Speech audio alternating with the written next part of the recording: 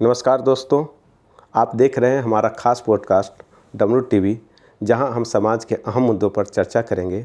आज हमारे साथ हैं रिटायर ऑफिसर कृष्णा इंदेरकर जी, जो गवर्नमेंट ऑफ महाराष्ट्र सरकार finance department as a deputy director से रिटायर हुए हैं। तो आइए हम जानते हैं इनके जर्नी के बारे में। नमस्कार सर, स्वागत है आपका। नमस्ते। आपने हमें यहाँ पर न्योता देकर बुलाया और हमारा जो स्वागत किया उसके लिए हम आपका बहुत बहुत शुक्रिया अदा करते हैं। बिल्कुल सर, थैंक यू। सर, आप अपने बैकग्राउंड के बारे में हमारे दर्शकों को बताएं। मेरा नाम कृष्णा इंद्रेकर है। मैं बिलोंग पुणे से हूँ, महाराष्ट्र में। तो जिस मेरा बॉर्न एंड बॉर्ड मैं पुणे में हुआ हूँ, मेरा स्कूल वगैरह भी सब कॉलेज वगैरह पुणे में हुआ है। तो वहाँ से मैं पढ़ाई करते करते, वैसे मेरे जो घर का जो मेरे पिताजी थे जो ऑर्डिनेंस फैक्ट्री में काम करते थे, मम्मी है। तो मेरे पिताजी कोई ख़ास अफसर नहीं थे, वो भी मजदूरी का काम करते थे, ऑर्डिनेंस फैक्ट्री में भी थे। तो हमारा एक बहुत बड़ा परिवार है हमारा। हम बहुत बहुत सारे भाई बहन है वगैरह वो। तो उसमें कोई ज़्यादा पढ़ा नहीं है, मैं उसमें मैं अकेला ही मैं पढ़ा हूँ। मैं पता नहीं कैसे क्या, लेकिन मुझे वो लगन लग गई और मैं पढ़ते पढ़ते फिर वो जैसे स्कूल किया, फिर कॉलेज किया, फिर उसके बाद में मैंने यूनिवर्सिटी मैंने मास्टर किया। और उसके साथ साथ मैं पब्लिक सर्विस की मैं तैयारी कर रहा था। तो मैंने पब्लिक सर्विस भी मैंने फिर ये फाइनेंस ऑफिसर करके मैंने महाराष्ट्र स्टेट गवर्नमेंट में MPSC द्वारा मैंने क्लास 2 का पोस्ट मैंने हासिल किया। और मैं लगातार इसके पहले 10 साल मैं पुणे में सर्विस किया और अभी 20-22 साल से मैं मुंबई में ये जॉब कर रहा हूँ। मैं तो पूरी मेरी सर्विस 31 साल हो गई है। और यहाँ पर मुंबई में गए 22 साल से मैं मुंबई में ऑफिस का तबादला होने की वजह से मैं यहाँ पर मुंबई में रह रहा हूँ। मैं बांद्रा में गवर्नमेंट कॉलोनी में। और एज ए मैं डिप्टी डायरेक्टर करके मैं स्टेट गवर्नमेंट ऑफ महाराष्ट्र से मैं रिटायर्ड हुआ हूँ मैं। और यहाँ पर मेरी फैमिली, मेरा एक लड़का है जो निष्णांत है, जो हाल ही में अभी मैकेनिकल इंजीनियर हुआ है, वो अभी वो डिज़ाइनिंग का कोर्स कर रहा है। और आए दिन मैं कंजर भाट समाज से हूँ, जो हमारा भांतु समाज जो पूरे भारत भर में फैला हुआ है। कंजर भाट समाज जो पूरे भारत भर में हमारा जो भांतु समाज के नाम से फैला, उसमें से एक जाति है हमारी ये। तो वो जाति से मैं बिलोंग करता हूँ मैं। और अपनी जाति में कुछ कुरीतियाँ जो होती है, जो गलत चीज़ें होती है, तो उसके खिलाफ हमने बस एक छोटा सा प्रयास किया, हमने उसके खिलाफ आवाज़ उठाने का कोशिश किया हमने। और हम आज तक उसमें काम कर रहे हैं। सर, आप जो डिप्टी डायरेक्टर पद पे थे, तो उसमें आपकी क्या भूमिका थी?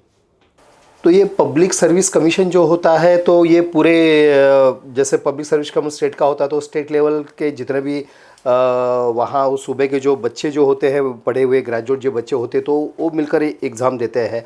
या तो जैसे UPSC होता है, यूनियन पब्लिक सर्विस कमीशन, उससे पूरे देश भर के बच्चे, विद्यार्थी, कैंडिडेट वो एग्ज़ाम देते हैं। तो इसमें पूरे स्टेट के बच्चे उन्होंने वो स्टूडेंटों ने, विद्यार्थियों ने ये एग्ज़ाम देने से, तो उसमें जैसे मेरिट होता है, तो जैसे स्टेट में एक डिप्टी कलेक्टर होता है, ACP होता है, असिस्टेंट कमिश्नर ऑफ पुलिस वगैरह, या डिप्टी CO होता है, स्टेट सेल टैक्स ऑफिसर होता है। तो ये अलग अलग पोस्ट होते हैं उसमें।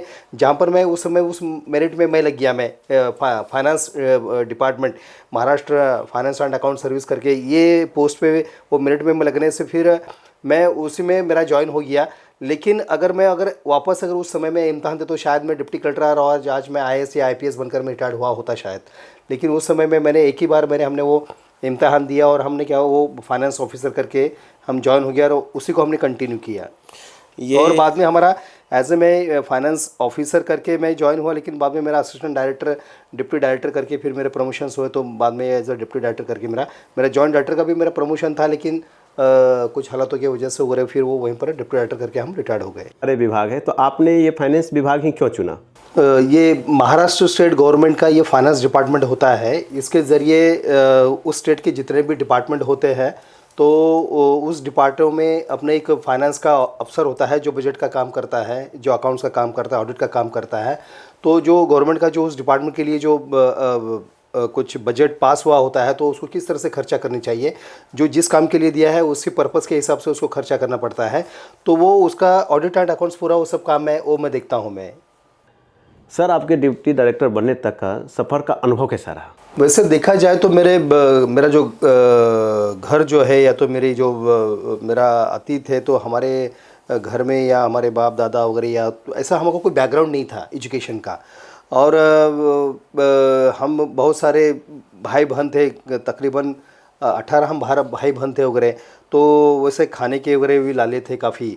लेकिन उसके बावजूद भी मेरे पिताजी का उसको उनको क्या पता नहीं कि क्या कैसे उनको लगा कि ये लड़का कुछ तो भी थोड़ा पढ़ने मिलने में थोड़ा अच्छा है। तो उसने हमको पूना के एक आलंदी धर्मशाला थी, आलंदी, जहाँ पर ज्ञानेश्वर महाराज की जो समाधि वगैरह है, तो वहाँ पर हमको उन्होंने बोर्डिंग में हमको शुरू में डाला धर्मशाला में। तो मैंने वहाँ पर मुझे एक ऐसी लगन लगी कि वहाँ पर मुझे एक पढ़ने का एक मुझे चस्का लग गया वगैरह कि नहीं पढ़ना चाहिए वगैरह वो।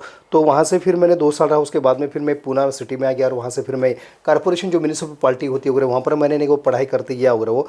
और पता नहीं अंदर ही अंदर से मुझे काफ़ी उसमें दिलचस्पी लगने लगी और मैं पढ़ता गया। मैं पढ़ते पढ़ते वैसे मैं मराठी मीडियम से पढ़ा, मुझे घर के हालात वैसे अच्छे नहीं कि मैं इंग्लिश मीडियम पढ़ के उड़े। शायद अगर मैं इंग्लिश मीडियम से पढ़ता और घर के हालात अच्छे होते और तो फिर शायद मैं आज और भी अलग कोई पोस्ट पे होता या अलग दुनिया मेरी अगर होती और भी इससे अच्छा कोई अच्छा ओहदा होता वगैरह। लेकिन उसके बावजूद भी मेरे घर में इतने सारे गरीबी होने के कारण वगैरह सबको पिताजी माताजी इतना उनको देख नहीं सकते थे, इतना पैसा भी नहीं था, इतना कोई नहीं क्या हमारे पास में साधन भी नहीं थी। लेकिन उसमें से भी हमने ये पढ़ाई करके हम जैसे मैं बचपन में तो रोज़गार भी किया करता था, मैं जैसे मजदूरी के लिए काम पे भी जाता था, मैं वो मजदूरी करके मैं पढ़ाई करता था मैं।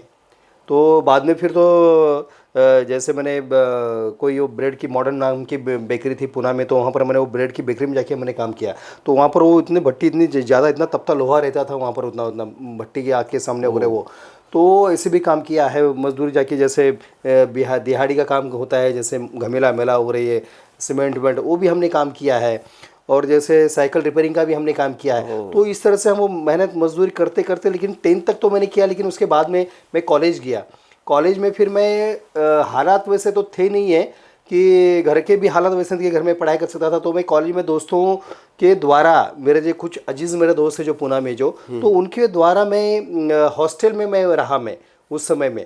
तो उन्होंने मुझे हॉस्टल में जो गवर्नमेंट जो SC ST के जो हॉस्टल्स होती है वगैरह अनुसूचित जाति जमाती के, तो उनके हॉस्टल में मुझे पैरासाइट करके मुझे मेरे कुछ दोस्तों ने वहाँ पर मेरा इंतज़ाम किया रहने के लिए वगैरह।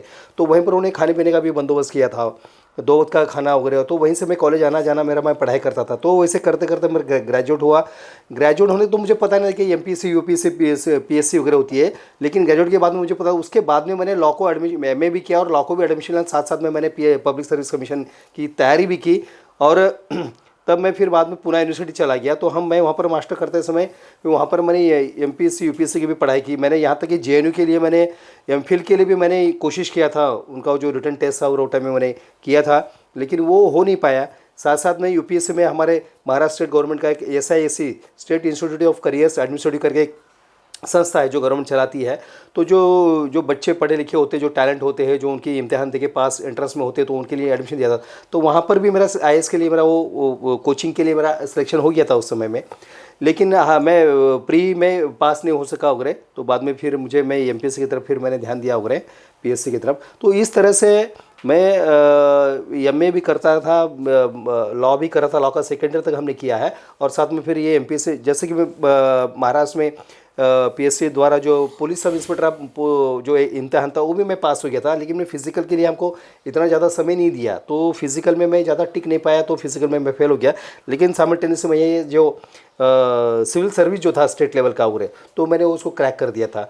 तो उस टाइम में मुझे पहले ही टाइम में मुझे क्लास 2 का पोस्ट मिल गया था as a finance officer, Maharashtra finance and account service करके। तो वहाँ पर मेरा वो सिलेक्शन हो गया। तो इतने साल जो मेरे ख्याल से 83 से लेके तो 90 तक मैं अपने दोस्तों के साथ ही मैं रहा, क्योंकि घर के माहौल उतने अच्छे नहीं थे और घर में जो भाई वगैरह जो थे वो उतने सपोर्टिव नहीं थे। माँ बाप ने तो अपनी तरफ से पूरी कोशिश की, लेकिन भाइयों का उतना साथ नहीं मिला, क्योंकि वो खुद वो इतने बुरे थे कि उन्होंने ये सपोर्ट देने के बजाय उन्होंने वो बस मैं पढ़ाई कर रहा हूँ, यह उनको खौफ था, उनको ये डर था उसका कि ये हमसे ज़्यादा पढ़ रहा है। और दूसरी बात ये, जो घर के, तो मैं तो उस समय पूरे कामकाज भी करता था, पूरे झाड़ू पोछा ये वो खाना वाना सब ये कर रहा। जब तक ये वो सब्जी वब्जी भी बेचने का उस समय मैंने काम किया है। तो ये भाई तो बस ये चोरी डकैती वगैरह ये तो क्रिमिनल ही बन गया था। एक तो हमारा भाई, दूसरा भाई था वो अपनी ससुराल में चला गया था, तो उसने वो इधर ध्यान ही नहीं दिया। वो बस अपने जो भी पैसा माँ बाप से मिलता था वो लेके वहाँ पर वो अपने ससुराल में रहता था। तो जो हम भाई बहनों को जो हमको सपोर्ट मिलना चाहिए था, जो हम छोटे छोटे भाई बहन थे वगैरह, लेकिन तो उनका हमको, मेरी बहनों ने भी काफ़ी मुशक्क़त की, भीख मांग कर भी हमने खाया है। ऐसे भी मैंने भी खुद नहीं किया, भीख मांग कर भी खाया। जो गार्डन में हम जाते थे वगैरह, जो भेल वगैरह जो होता था, वो जो फेंके हुए जो भूल जो लोग खाते थे 2-3 रुपए का, तो हम वो उसको भी चाट के उसमें कुछ मिल गया तो हम वो खा के इस तरह से हमने वो हमारा गुजारा किया हमने। क्योंकि घर में इतने सारे मेरे पिताजी के बच्चे थे, 18 बच्चे थे, उसमें 4-5 तो गुजर गए, लेकिन 10-12 भी कोई कम नहीं थे। लेकिन इन सारों को पढ़ाई लिखाई करना, उनका खाना वाना नहीं करना, तो हम सब लोग मेहनत करके करते। लेकिन मेरे भाई थे जो, तो वो पूरे निकम्मे थे, तो वो हमको मारते पीटते भी थे। हमको घर में चोरी डकैती करते थे, घर का पैसा ले जाते थे, घर के अनाज वनाज बेच देते थे, घर के सामान भी बेच देते। लेकिन उनको कभी ऐसा कि अपने भाई बहन है, अपना खून है, चलो हम उनके लिए कुछ करें। वो ठीक है, वो जब बुरा वक्त था तब तो ठीक था, चलो अच्छी बात थी, नहीं क्या है। लेकिन जब ये खुद ये डेवलप हो गए, जब ये नहीं क्या है, ये क्रिमिनलाइजेशन में जाके वहाँ पर उन्होंने 2 नंबर के धंधे चालू किए, शराब बेचना, गांजा चरस बेचना, भंगार बेचना है। ये करने के बावजूद उनके पास में इतना लाखों करोड़ों रुपया आ गया, लेकिन उसके बावजूद भी उन्होंने देखा नहीं है। तो 83 से लेके 1991 तक, 92, 93 तक मैंने क्या दोस्तों के घर ही रहा मैं। वाह। अगर चाहे जब मेरा सिलेक्शन SIC IAS की मेरी कोचिंग क्लास के लिए मेरा हो गया था, तो मेरा भाई मुझे देखने के लिए आया। अरे यानी लोगों को लगा कि मैं कलेक्टर ही बन गया, मैं UPSC वगैरह पास हो गया, तो मेरा वो अभी यानी मैं हो जाऊंगा मैं। तो उस समय देखने के लिए, यानी वो क्या बोलते हैं, इवेंट मैनेजमेंट जैसा होता ना, कि शेयर लेने के लिए, मेरा भाई पढ़ रहा है ये वो। लेकिन ऐसा नहीं कि उसको हेल्प चाहिए, उसको कुछ लगता है क्या है। अब इतने सारे उनके मकान थे, घर गृहस्थी उनके, उतना सारा उनका बहुत बड़ा एम्पायर भी था, उनका बहुत पैसा उनके पास में बहुत सारे फ्लैट थे, बहुत सारे झोपड़े घर थे। लेकिन उनको कभी उनको ऐसे दानत नहीं कि चलो अपने भाई को एक छोटा सा रूम, या तो मैं जहाँ रहता वहीं तो भी शांति बनाए रखे, जहाँ अपने माँ बाप का घर था वहाँ तो भी शांति बनाए रखे। कि नहीं क्या कि चलो अरे इसको हम तकलीफ नहीं दे। एटलीस्ट घर में 10-12 बच्चे हम थे भाई बहन, कोई पढ़ने लगा, एक तो एटलीस्ट पढ़ रहा, तो स्किल तो हमने करे। जब खुद के उनके बच्चे हुए तो उन्होंने बड़े बड़े ने क्या, शिवाजी प्रेपरेटरी स्कूल वगैरह पुणे की फेमस है, जो इंग्लिश मीडियम वगैरह कॉन्वेंट के स्कूल, उनमें उनको डाल के उनको पढ़ाया। लेकिन हमारी तरफ कभी उन्होंने ध्यान दिया नहीं है। आज अगर मैं अच्छा और अगर मुझे ओहदा मिल जाता तो और पूरे घर के पूरे शायद नक्शा ही बदल गया होता। लेकिन इस तरह से भाइयों ने, और साथ साथ में जब ये समाज की जो कुछ कृतियाँ, गलत कृतियाँ थी, उसके खिलाफ भी हमने आवाज़ उठाया, तो वो भी उनको पसंद नहीं था। तो उससे तो और भी ज़्यादा उन्होंने हमको नहीं क्या मारना पीटना, या तो हमारे खिलाफ बगावत करना, ये करना, वो शुरू कर दिया। तो इसकी वजह से हमको बहुत पीड़ा सहते सहते हमने ये पूरी पढ़ाई करते करते हम यहाँ तक आए हम। और आज भी उनके दिल दिमाग में कोई चेंज नहीं, कोई परिवर्तन नहीं, कुछ नहीं है, ऐसी हालत है। आपकी सफलता का राज क्या है? मैं वैसे आज जो भी बना हूँ तो दोस्तों के बदौलत ही बना हूँ। यानी कि दोस्तों का आपकी लाइफ में काफ़ी योगदान रहा है। एक मेरे दोस्त से, अजीज दोस्त है मेरे, तो वो भाई जैसे ही है। तो उनके घर में माँ बाप हो, मेरे माँ बाप जैसे मैं उनको माना है मैंने उनको। और ख़ासकर उसका नाम बापू कामले, महेंद्र कामले है, उसको बापू नाम से जाना जाता है। तो उसके घरों में उन्होंने अपने बेटे की तरह मुझे पाला, अपने भाई की तरह उन्होंने पाला। उनको 7 भाई थे, 8वां भाई मुझे नहीं क्या, उन्होंने समझ के मुझे पाला वगैरह वो। तो मुझे घर में पनाह दी, खाना दिया, सोने के लिए जगह दी। मुझे उसी का एक बड़ा भाई है, दूसरा का अनिल कामले, तो उसने मुझे हॉस्टल में मेरी, उसने वो वहाँ हॉस्टल का वो ये था, सिपाही करके काम कर रहा था। तो वहाँ पर उसने मुझे हॉस्टल में एक जगह दी, उसने वहाँ पर मेरा खटिया वटिया लगा दिया, मुझे 2 वक्त की रोटी भी वो हॉस्टल में उसने नहीं किया, उसका इंतज़ाम किया। तो मेरे और कुछ अच्छे दोस्त थे, उन्होंने से मुझे बहुत ही अच्छा मिला है। मेरे जैसे यूनिवर्सिटी में मेरा दोस्त है राजू चिकटे करके, तो उन्होंने मुझे काफ़ी, उसने मेरे पास में किताब भी नहीं, मेरे पास में पैसा नहीं रहता था, तो मेरे दोस्तों ने मुझे किताबें दी।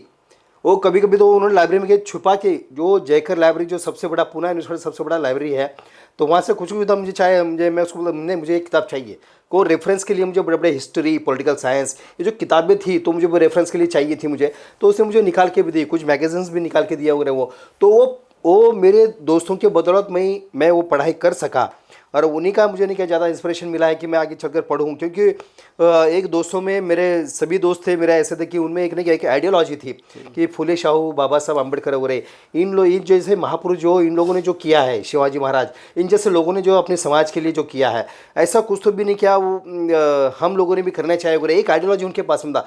तो वो मेरा इस आइडियोलॉजी कोई दूर दूर तक कोई नाता नहीं था, क्योंकि मेरी बिरादरी तो हम तो हिंदू धर्म, और हिंदू धर्म तो ठीक है, लेकिन उसमें भी हम अपनी एक कबीला ही थी अपनी, अरे अपनी एक अलग नहीं क्या एक कल्चर था हमारा, जो बहुत ही अंधश्रद्धा पर निर्भर करता था उरे।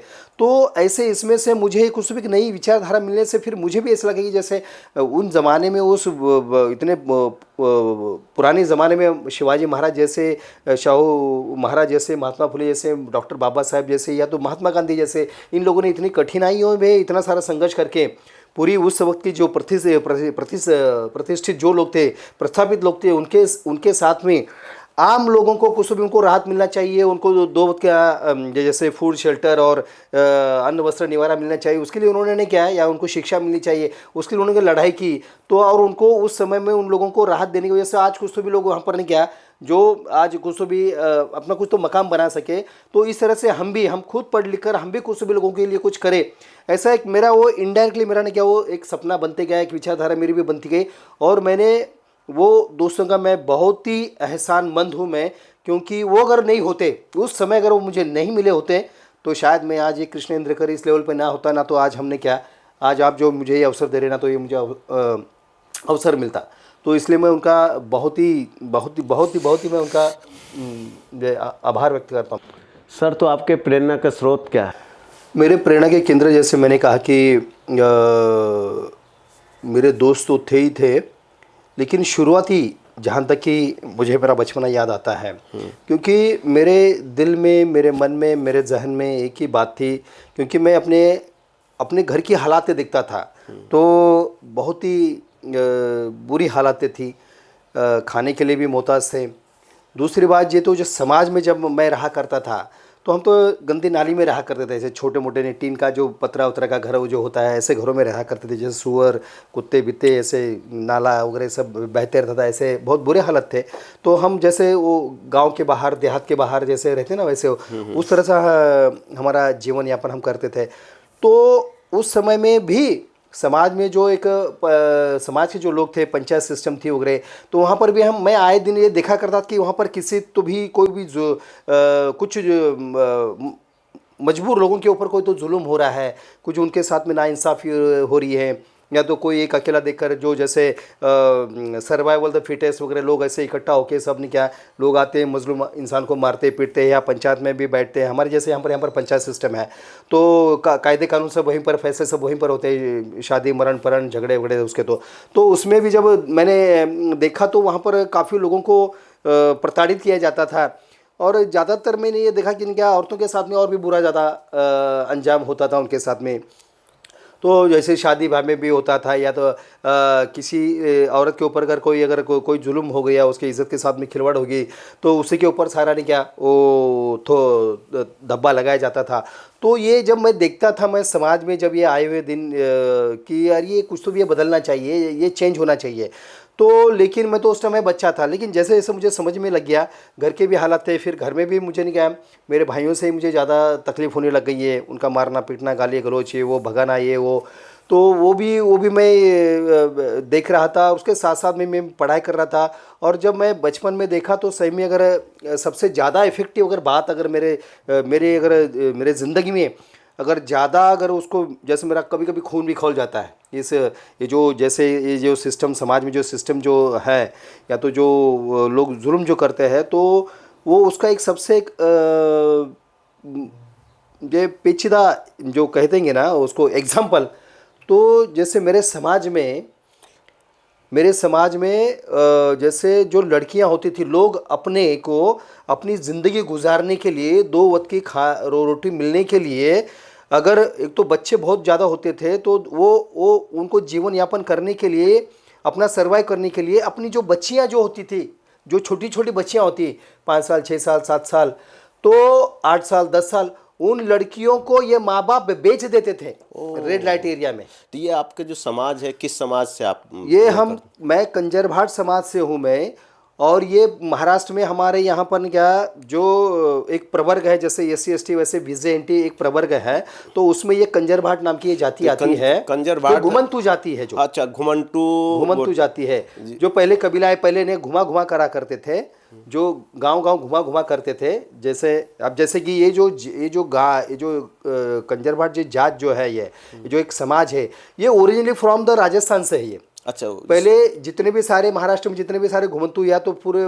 राजस्थान छोड़ के भारत भर में घुमंतु समाज जो है जिसको कहा जाता है, तो बहुत सारे वो उनका बेस जो सूबा जो है वो राजस्थान है। तो राजस्थान में जो पहले ये लोग जो अच्छे खाते पीते अपने घरों में रहते थे, लेकिन जैसे जैसे मुग़ल आए, जैसे अलग अलग ने क्या जो शाहियाँ आई वगैरह, और उन्होंने फिर वहाँ पर जो उनको लूटा पाटा वगैरह, और जैसे वे जो पद्मावत जो फिल्म आई थी वगैरह, हाँ जी, हाँ जी, जैसे कुछ वो रानियों को या तो बहुत सारी नहीं क्या औरतों को, लड़कियों को, उनको नहीं क्या वो जोहर करना पड़ा वगैरह, मौत के मुंह ढकेलना पड़ा वगैरह इनके। ये सही है जो जौहर का कहानी है? ये सही है, क्योंकि उस समय में हमारे माँ बाप आज भी कहते कि इनका उस समय में हमारे औरतों ने वो जो कुआं जो होता कुएं में अपनी जान दे दी। कुछ लोग भाग गए, अपना वो घर बार छोड़ के, सब ने क्या जो भी हाथ में लगा वो लेके भाग गए। और यहाँ तक इसलिए सच है क्योंकि उस समय में, उस ज़माने में, आज भी हिस्ट्री में भी लिखा हुआ है, ये जो घुमंतु लोगों का जो अगर इतिहास तुम देखोगे तो उसमें ये लोग एक गांव से दूसरे गांव जाया करते थे लोग। इनको एक गांव में 3 दिन से ज़्यादा इनको रुकने नहीं दिया जाता था। और जब 3 दिन जब यहाँ से दूसरे गांव में आते थे, तो वहाँ का कोतवाल जो होता था, पटवारी होता था, या पुलिस पाटिल जो होता था, तो उसको पूरा इन्वेंट्री के साथ में उसको पूरा हिसाब किताब देना पड़ता था। और फिर जब दूसरे गांव में जब हैंड ओवर टेकन होता था, तो वहाँ पर पूरा एंट्री की, इनके साथ में, इनके पास में इतना ही सामान है, इससे ज़्यादा अगर एक भी चीज़ अगर उनके नहीं क्या सामान में अगर आती थी, वो जैसे गधे पे ले गए या घोड़े पे, उनके नहीं क्या छोटे मोटे घोड़े होते थे, गधे होते थे, उन्हीं पर सारा पूरा उनका कबीला है, वो सब लोग घूमते थे। कहीं भी पेंडल डाल दिया, तंबू डाल दिया, वहीं पर रह लेते थे। तो ये लोग उनके पास में अगर एक भी चीज़ अगर एक्स्ट्रा अगर जाती तो उनके ऊपर उनको जो 1871 में जो हैबिचुअल क्रिमिनल एक्ट जो बना था, हैबिचुअल ऑफेंस एक्ट जो बना था 1871 में, 1871 में, कि वो एक्ट ऐसा था जो ब्रिटिश के ज़माने में ये बना हुआ है। स्टीफन नाम का जो वहाँ का जो कोई अफसर था उनका, वो ब्रिटिश का, तो सिस्टम ऐसे बना हुआ था।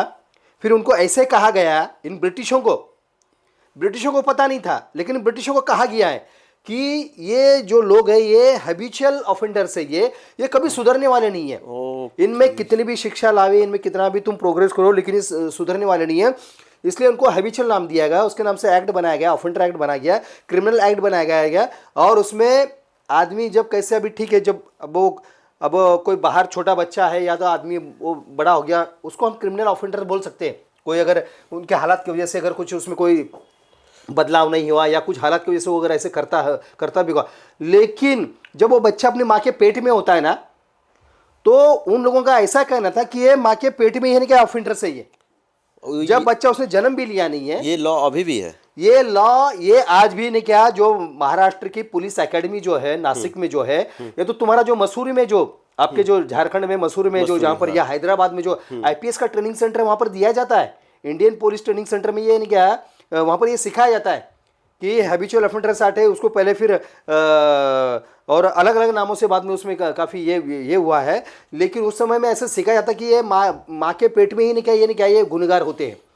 तो ये इसलिए मैं कह रहा हूँ क्योंकि आज भी नहीं क्या, तुम सिटी में भी देखो, इवन सिटी में भी, ये मेरा अपना मैं तजुर्बा बता रहा हूँ, सिटी में भी है और सिटी के बाहर जैसे गाँव देहात वगैरह होते हैं तो वहाँ पर भी अगर कहीं चोरी मारी हो जाए, जैसे कोई देशमुख है, पाटिल है, पंच है, पटेल है वगैरह, वो अगर वहाँ कहीं आजू बाजू में चोरी हो जावे और अगर चोर ना मिले तो क्या करते हैं, तो उसमें घुमंतु जाति के कौन लोग हैं, तो पहले सारा उनको उठाओ, जो अपने तंबू वो कबीलाई बना के ऐसे रहते हैं, तो पहले उनको उठाते और उसको इतना पीटते मारते हैं कि वो उसको वो जैसे आजकल भी नहीं क्या है, पुलिस कस्टडी में वगैरह, तुम गुनाह कबूल कर दो तो तुम्हारा फिर हमने इतना कम कर देंगे, वो कम कर देंगे क्या। तो इस तरह से वो आए।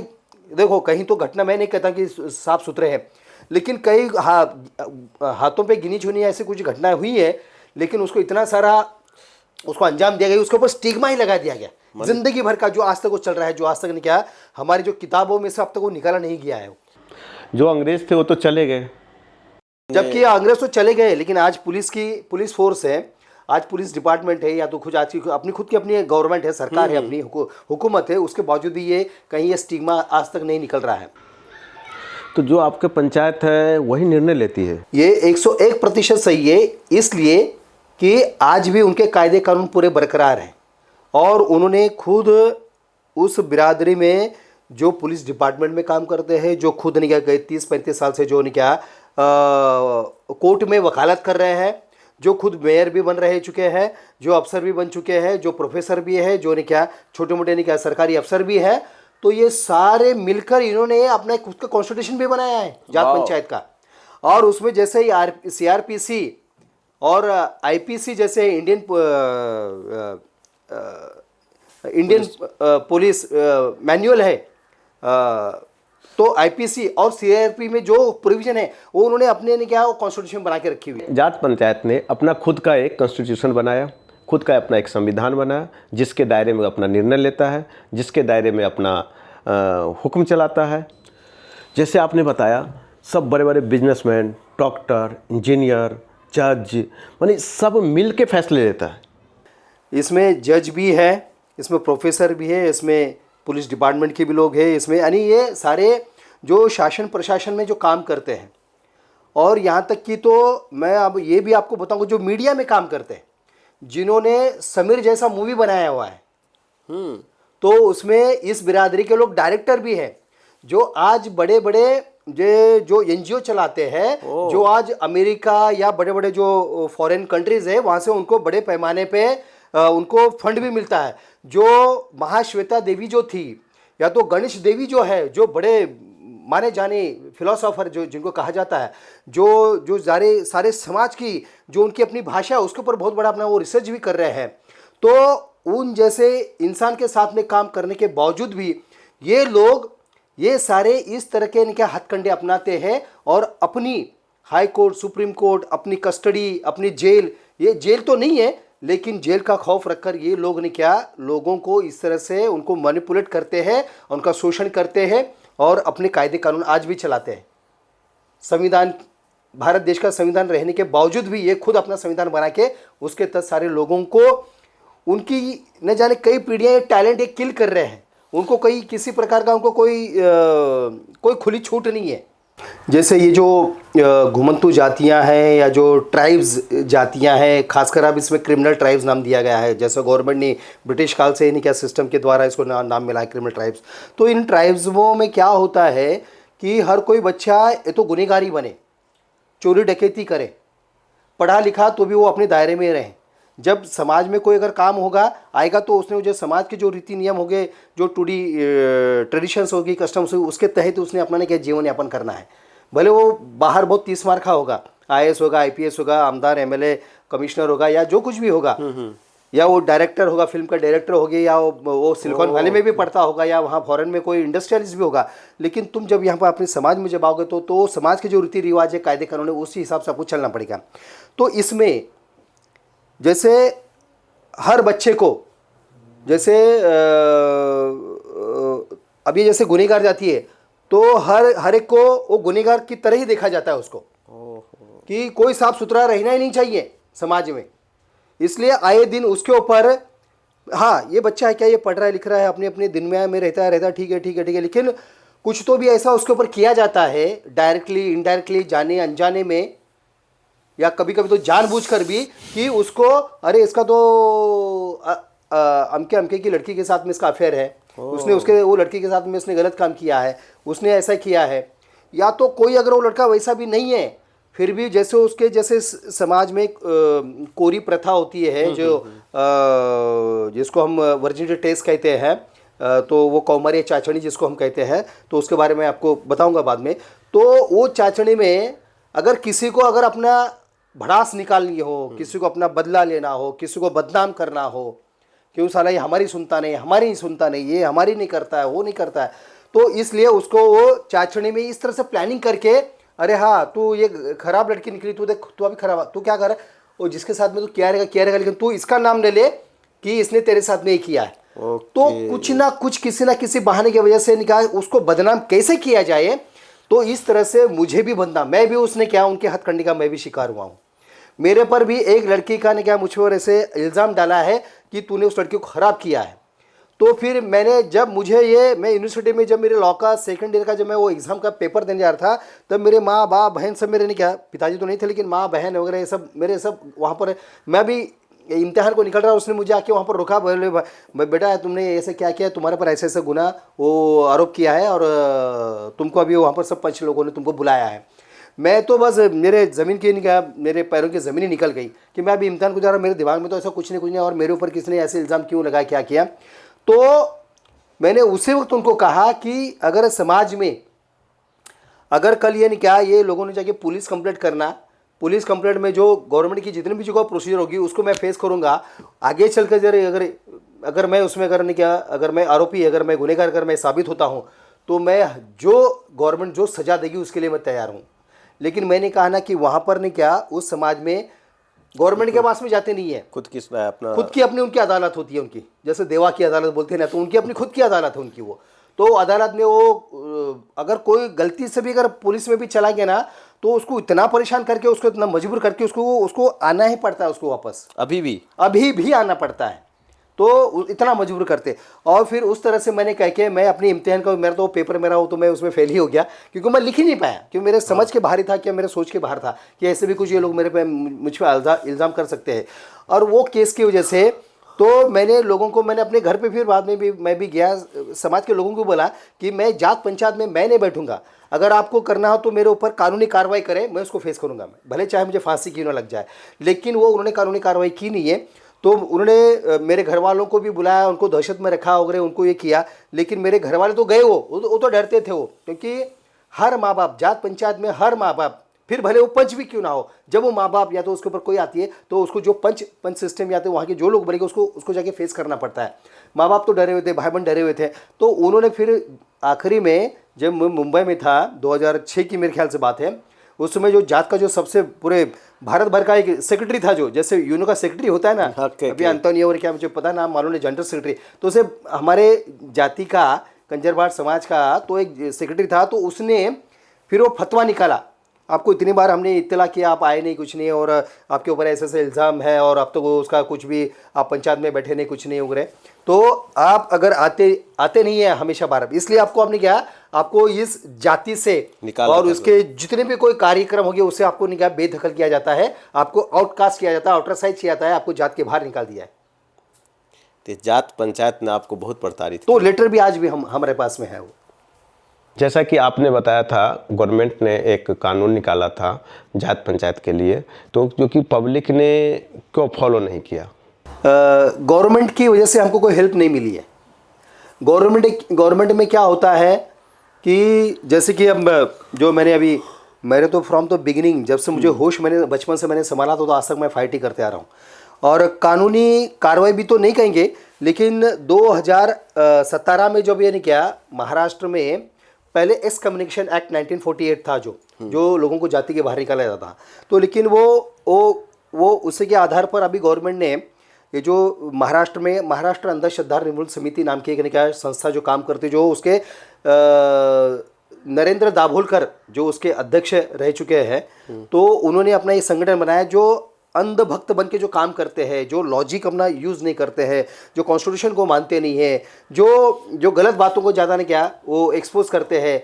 तो उसके खिलाफ उन्होंने मुहिम छड़ी हुई महाराष्ट्र में गए 35 साल से, आज अभी उसका 35वां साल है।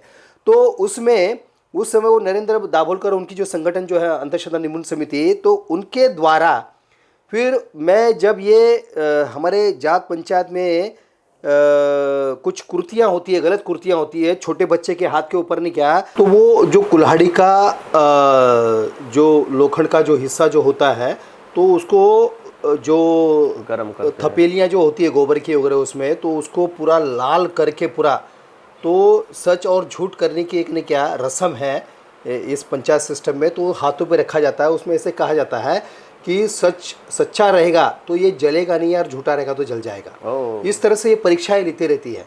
जैसे सरकार अगर कुछ किसको शिक्षा करनी हो, दंडित करना हो, तो उसको जेल बिहाइंड द बार करते हैं, लेकिन यहाँ पर ऐसा नहीं होता है। और उसके साथ साथ ये साथ झूठ तो किया था, साथ साथ में उसमें लाखों रुपया फिर उसे वो जुर्माना भी लिया जाता है उससे वो। तो इस तरह से जात पंचायत में होता है। तो ये जो कुछ अंधविश्वास जो है समाज में पनप रहा है, या तो जो गलत चीज़ें हैं, तो इसके खिलाफ ये महाराष्ट्र में जो अंधश्रद्धा निर्मूलन समिति नाम की जो नरेंद्र दाभोलकर ने जो ये जो संस्था चलाई है, तो उनके द्वारा जो ये समाज में जाति के बाहर जो निकालते जात पंचायत वगैरह, तो वो नहीं निकालना करके, तो उसको प्रताड़ित करना करके, इसलिए उन्होंने सामाजिक बहिष्कृत नाम का वो एक्ट वो उस समय में अपने इस महाराष्ट्र गवर्नमेंट ने निकाला किया, लेकिन वो एक्ट ही हुआ, वो उसके ऊपर जो उसका प्रचार जो होना चाहिए था वो हुआ नहीं है। वो जिस पैमाने में होना चाहिए था, जो उनको खौफ होना चाहिए था जात पंचायत के लोगों को, वो हुआ नहीं है। जैसा कि गवर्नमेंट ने, सरकार ने जात पंचायत के लिए एक कानून निकाला था, तो उसको क्या पब्लिक ने फॉलो किया, नहीं किया? सन 2007 में जैसे पूना में एरोडा इलाके में, जहाँ पर बस्ती मेरी है, जहाँ पर मैं रहता था, तो या तो रहता भी आज भी हूँ मैं, तो वहाँ पर ये जात पंचायत के लोगों ने ऐसे ही, उनके पास में झगड़ा आया था कि 40 साल पहले, उस समय यानी आज के 50-55 साल हो रहे हैं, तो उस समय पहले एक लड़की के साथ में एक आदमी ने उसके साथ में कुछ इज्जत का खिलवाड़ किया था, या तो उसकी इज्जत लूटी थी, ऐसा उस 50-55 साल पहले उसका, उस लड़की का उस आदमी पे आरोप था। तो वो झगड़ा गए 50 साल, 40-45 साल में अब तक वो ख़त्म नहीं हुआ था। तो उस पर तारीख पे तारीख, तो जब ऐसा कुछ होता है, कोई अगर उसका निर्णय नहीं होता है, तो आके फिर नहीं क्या, वो एक अलग एक रस्म करते हैं, जैसे कि उसको सच्चा और झूठा करना। तो जैसे लोहे का वो जो कुल्हाड़ी का जो लोहा जो होता है, तो उसको गर्म करके हाथ पे रखना, तुम सच्चा रहेगा तो जलेगा नहीं, झूठा रहेगा तो जल जाएगा, तो तुम फिर गुनहगार हो। इस तरह से उसको वो दंडित किया जाता है, या तो टेस्ट किया जाता है। दूसरा जैसे नहीं क्या, और भी 2-3 रस्में हैं, उसके बारे में मैं चाहे तो आपको बाद में बताऊंगा। तो वो होने वाला था, तो वो मैं 2007 में किया था। तो 2007 में से लेकर 2017 तक, 2017 में ये जात पंचायत क्या, ये विषय यहाँ की जो नरेंद्र दाभोलकर, उनका जो अपना एक संस्था था अंधश्रद्धा निर्मूलन समिति नाम का, तो उनको भी पता नहीं था। जब ये घटना, जब ये वाकया हो गया 2007 में, तब जाके उन्होंने, अरे जात पंचायत भी ऐसी कुछ होती है, तो फिर उन्होंने उसके ऊपर स्टडी किया। उन्होंने पूरे महाराष्ट्र में उन्होंने भी ये नहीं किया, उसका सर्वे किया वगैरह, और उसके बाद में ये कहीं तो भी ये जो जात पंचायत ये लोगों को जात से बाहर निकालती है, जैसे मुझे निकाल दिया था, क्योंकि उस समय उन्होंने मेरा भी इंटरव्यू वगैरह लिया था, मेरे से भी बातचीत की, तो हमने सब बता कि ऐसे ऐसे हुआ था। तो फिर उन्होंने फिर ये और भी 2013 में और एक नहीं किया, नासिक में प्रमीला नाम की एक लड़की के साथ में वहाँ के समाज के लोगों ने और उसके पिताजी ने उसको जान से मार दी थी उसको। तो वो भी एक नहीं क्या, एक लाइव क्या बोले, लेटेस्ट जो ये जो वाकया जो हुआ था वो, तो ये सारा लेते हुए वो अंधश्रद्धा निर्मूलन समिति के लोगों ने फिर वो एक्ट करने के लिए गवर्नमेंट को मजबूर किया।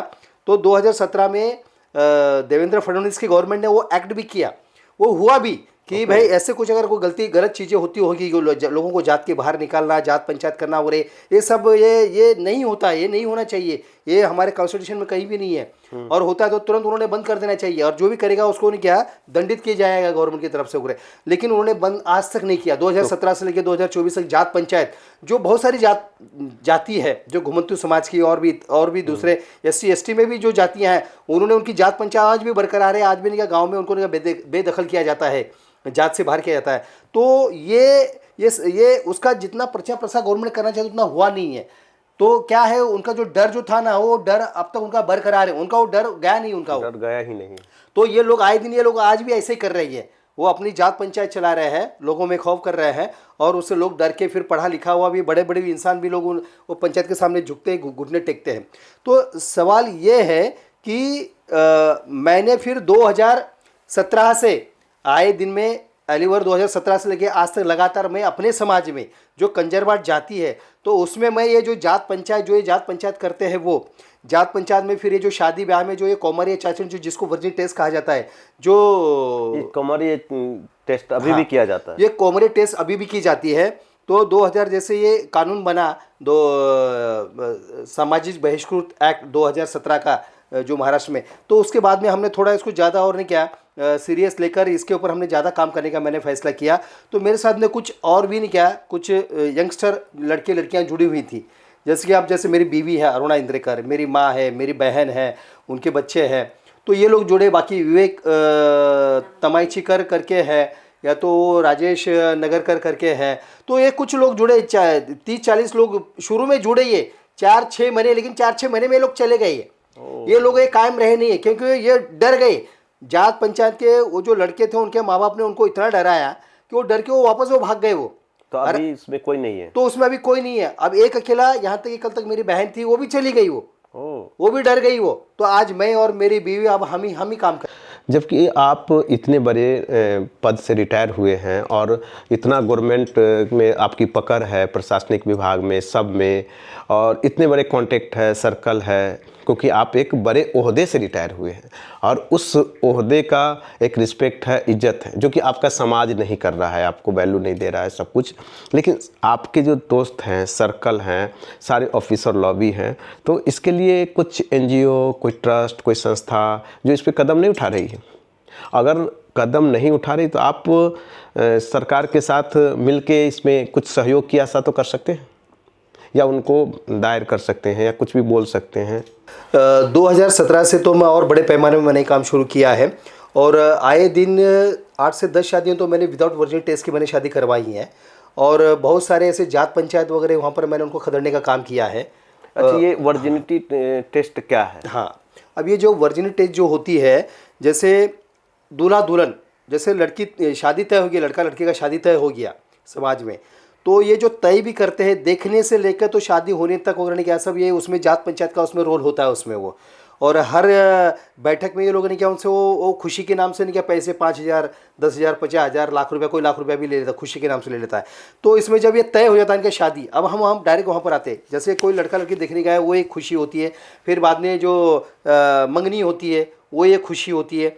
फिर बाद में शादी के दिन, फिर जब वो हल्दी होती है, बाद में फिर मेहंदी होती है, और फिर शादी का दिन होता है।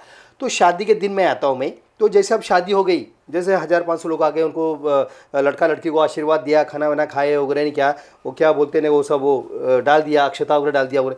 उसके बाद में जब ये उनका शूट वूट हो जाता है लड़का लड़की का वगैरह वो, तो उसके बाद में फिर ये वापस ये छेज नाम से ने क्या वो बैठी जाती है जात पंचायत, छेज नाम से। छेज, तो छेज में इसलिए बैठा जाता है कि वहाँ पर ने क्या कि वो जात पंचायत के लड़का लड़के माँ बाप को बोलते कि हमने आपके अभी शादी नहीं किया, बहुत अच्छे ढंग से कर दी है, बहुत शादी अच्छी हो गई वगैरह पे, और ये हमारी वजह से हुई है, जात पंचायत के रीति कायदे कानून से हुई है, और अभी आप क्या करो, अभी हमारी वो खुशी दो हमको, वो खुशी दो। उसमें अगर किसी के साथ में अगर कुछ कोई फलाना कुछ लफड़ा का, तो उसकी कलम भी लेते हैं कि इसके उनके दोनों के घरों में किसी ने अगर कोई गुनाह किया होगा और उसका कोई उन्होंने अगर नहीं किया, मुआवजा देना रखा था, वो टाइम में उसको अड़ा कर उसको मुआवजा भी लेते हैं, वो देना ही पड़ता है वो। तो वो फिर वो खुशी लेकर, वो मुआवजा लेकर, फिर उनको बोलते ठीक है आज रात तुम्हारा, जैसे वो जात पंचायत की अपनी कॉन्स्टिट्यूशन जो लिखी हुई है उन्होंने अपनी, तो उसके तहत उसमें वो 37 नंबर का वो आर्टिकल ये है, सेक्शन है, तो उसके तहत वो फिर जाके कॉमर चाचणी के लिए वो वर्डिक्ट देते हैं कि यानी वो निर्णय देते हैं कि जाओ अभी तुम वर्जिनिटी टेस्ट कर लो। तो फिर क्या होता है, वो जो वर्जिनिटी टेस्ट में वो जो हॉल जो होता है, वहीं पर कहीं तो रूम होता है वहाँ पर, अगर वहाँ पर नहीं उनको करना है तो बगल में नहीं क्या जो लॉज होती है आजू बाजू में, वो जो जहाँ पर हॉल है वहाँ पर लॉज में फिर वहाँ पर एक नहीं क्या 2 रूम बुक कर लेते, या तो फिर अगर वो बस्ती में कर दो तो वहाँ पर 1-2 रूम नहीं क्या वो ले लेते, किसका भी जो खाली वाली होगा वो। तो वहाँ पर ये लड़का लड़की को फिर लॉज में रूम में वहाँ पर ले जाते हैं, और वहाँ पर लड़का लड़की को उनको पूरा, अब कैसे एक रूम में रहते हैं, दूसरे रूम में वो लड़का लड़की सारे रिश्तेदार भी रहते हैं। अच्छा, दूसरे रूम में, और वो जो होटल होता है या लॉज होता है, और रूम के बाहर भी लोग ने बहुत सारे ने क्या बस वो पहरा देने के लिए होते हैं। जैसे पहले तो पंच भी हुआ करते थे, उसमें कोई तो पंच भी रहते हैं, जैसे उनके माँ बाप भी तो पंच ही होते हैं, या तो उनके सगे जो काका मामा होते हैं वो भी पंच ही होते हैं वो, तो वो लोग रहते हैं निगरानी के लिए। तो जैसे उन दोनों को अंदर डाल दिया, तो जैसे औरतें चली जाती है, तो उसको लड़की को और लड़की को पूरा नेकेड करते हैं, लड़का भी पूरा नेकेड होता है, कोई नकुला कोई चीज़ ना उनके पास में हो कि कहीं ना क्या दाग वाग ने क्या खून का वो निकाल के क्या कहीं भी लगा दे। देखता कौन है? ये जो लड़की की जो बहनें, उनकी माएँ, उनकी चाचियाँ, मौसियाँ, वो सब होती है। ओके, उनके सामने न्यूड होते हैं? उनके सामने ही वो करना पड़ता है उनको, क्योंकि उसका जो सेहरा जो डाला हुआ जो होता ना, तो उसमें कोई भी पीन बीन भी नहीं रहना चाहिए, कोई बंगड़ी नहीं रहना चाहिए, कुछ नहीं। कैसा उसके भाभियाँ होती है, जैसे लड़के का भाई गया, उसने लड़के के भाई ने उसको नहीं किया, उसको पूरा उसके पास में कुछ नकुला चीज़ भी नहीं रहेगा, उसका पूरा कपड़े उपड़े उतार के सब नहीं पूरा उनका अंदर छोड़ देते। और साथ में क्या लड़की के माने लड़की को एक कपड़ा दिया होता है, जैसे 1 मीटर बाय 1 मीटर का कपड़ा दिया होता है, सफ़ेद कपड़ा होता है वो।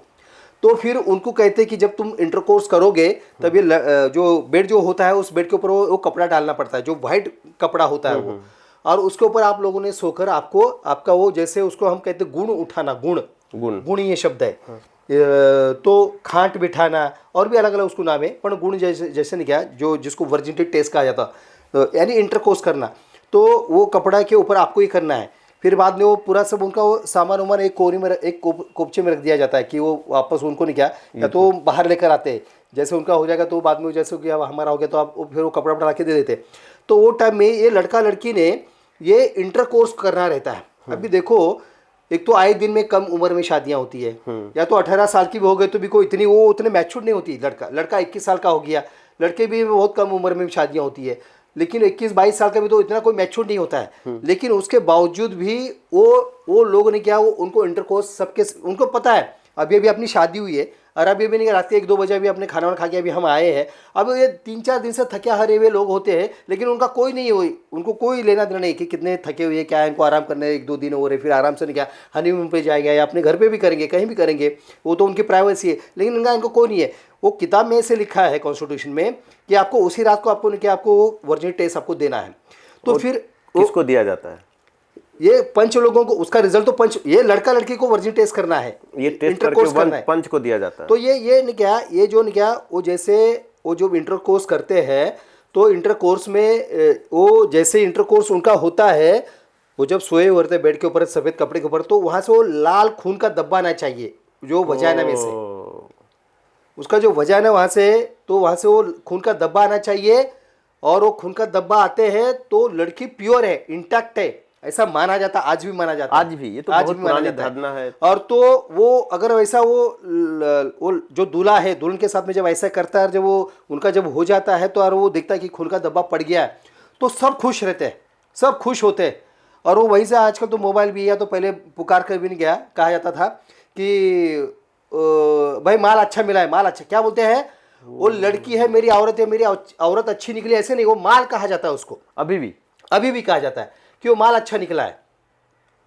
वो क्या होता है, जब वो इंटरकोर्स करते हैं ना, अगर उनका अगर वो हुआ नहीं है, कभी कभी नहीं क्या, शर्माने की वजह से कभी कभी उनका अगर इंटरकोर्स होता नहीं है, तो 15-20 मिनट के बाद में बाहर से लोग ने क्या नॉक करते हैं, अरे भाई हो गया क्या, नहीं हो गया, अरे इतना मेरे को 10 मिनट में बाहर आ गया था, मतलब 5 मिनट में बाहर आ गया था मैं, इस तरह से उनको डिस्टर्ब भी करते हैं। वो तो बहुत सारे विस्तार से मैं आपको बताऊंगा, उसके सारे नहीं क्या, उसके कॉन्सिक्वेंसेस क्या है, क्यों क्या बाकी क्या होता है। लेकिन इसमें अगर वो लड़की अगर नहीं क्या, वो खून का धब्बा अगर नहीं गिरा उस कपड़े के ऊपर, तो लड़का वहीं पर नहीं क्या परेशान हो जाता है, मैं लुट गया, हम बर्बाद हो गए, हमको फंसाया गया, हो गया, ऐसे वो चिल्लाता हुआ फिर वो घर वालों को बुलाता है।